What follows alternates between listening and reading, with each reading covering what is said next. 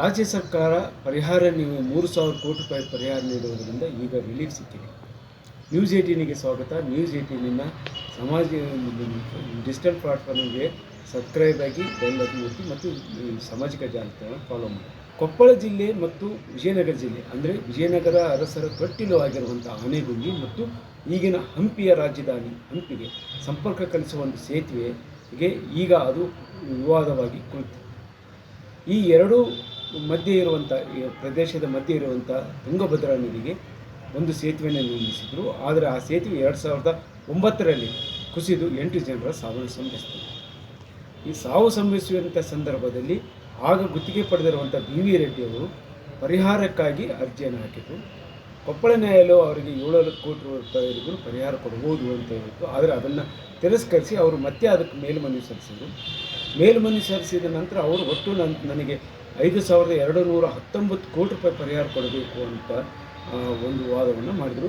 ಜೊತೆಗೆ ಅದಕ್ಕೆ ಅಗತ್ಯ ದಾಖಲೆಗಳನ್ನು ಕೊಟ್ಟರು. ಆ ಹಿನ್ನೆಲೆಯಲ್ಲಿ ಕೊಪ್ಪಳ ಜಿಲ್ಲಾ ನ್ಯಾಯಾಲಯವು ಅವರಿಗೆ 3,000 ಕೋಟಿ ರೂಪಾಯಿನ ಪರಿಹಾರ ಕೊಡಬೇಕು ಅನ್ನುವಂಥ ಆದೇಶವನ್ನು ಮಾಡಿತು. ಇದು 2024ರಲ್ಲಿ ಬಂದಿರುವಂಥ ಆದೇಶ.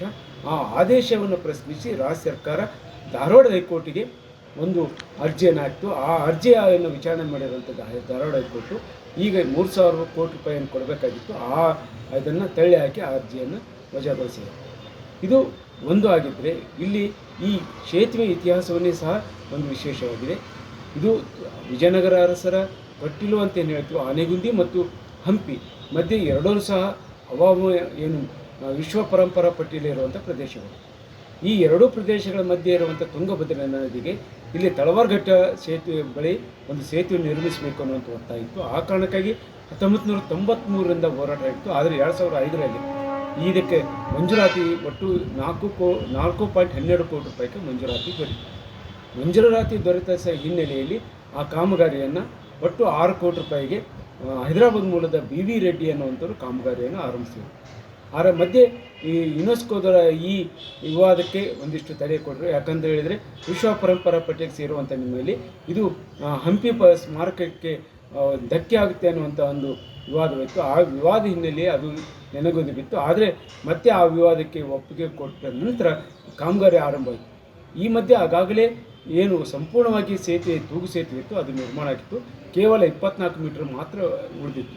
ಆ 24 ಮೀಟರ್ ಪೂರ್ಣಗೊಳಿಸುವಂಥ ಸಂದರ್ಭದಲ್ಲಿ 2009ರಲ್ಲಿ ಆ ಸೇತುವೆ ಕುಸಿತೋಯಿತು. ಕುಸಿತ ಸಂದರ್ಭದಲ್ಲಿ ಒಟ್ಟು 8 ಜನರ ಸಾವು ಸಂಭವಿಸಿತು.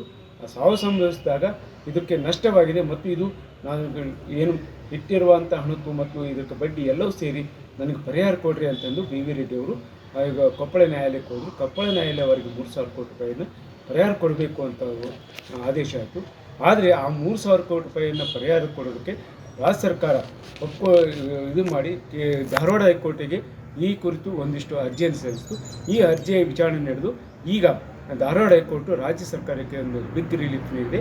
ಇಂಥ ಒಂದು ಇತಿಹಾಸಕ್ಕೆ ಹೊಂದಿರುವಂಥ ಇದಕ್ಕೆ ಮುಂದೆ BV ರೆಡ್ಡಿ ಮುಂದೆ ಏನಾದರೂ ಕ್ರಮ ಮತ್ತೆ ಮುಂದುವರಿತಾರಾ ಅಥವಾ ರಾಜ್ಯ ಸರ್ಕಾರಕ್ಕೆ ಮತ್ತೆ ಇದು ತೊಡಕಾಗುತ್ತಾ ಅಥವಾ BV ರೆಡ್ಡಿಯವರಿಗೆ ಇಲ್ಲಿಗೆ ಮುಗಿತಾರಾ ಅನ್ನೋದನ್ನು ಕಾದು ನೋಡಬೇಕಾಗಿದೆ. ಶರಣಪ್ಪ ಬಾಚಲಾಪುರ್, ನ್ಯೂಸ್ 18 ಕೊಪ್ಪಳ. ನಿರ್ಭೀತ, ನಿಷ್ಪಕ್ಷಪಾತ, ವಿಶ್ವಾಸಾರ್ಹ ಸುದ್ದಿಗಳಿಗೆ ಮತ್ತೊಂದು ಹೆಸರಾಗಿರುವಂತ ನ್ಯೂಸ್ 18 ಕನ್ನಡ ಈಗ ಆಪ್ನಲ್ಲೂ ಲಭ್ಯವಿದೆ. ದಯವಿಟ್ಟು ಇಲ್ಲಿರುವ QR ಕೋಡ್ ಅನ್ನ ಸ್ಕ್ಯಾನ್ ಮಾಡಿಕೊಂಡು ಆಪ್ ಅನ್ನ ಡೌನ್ಲೋಡ್ ಮಾಡೋದಕ್ಕೆ ಮರಿಬೇಡಿ.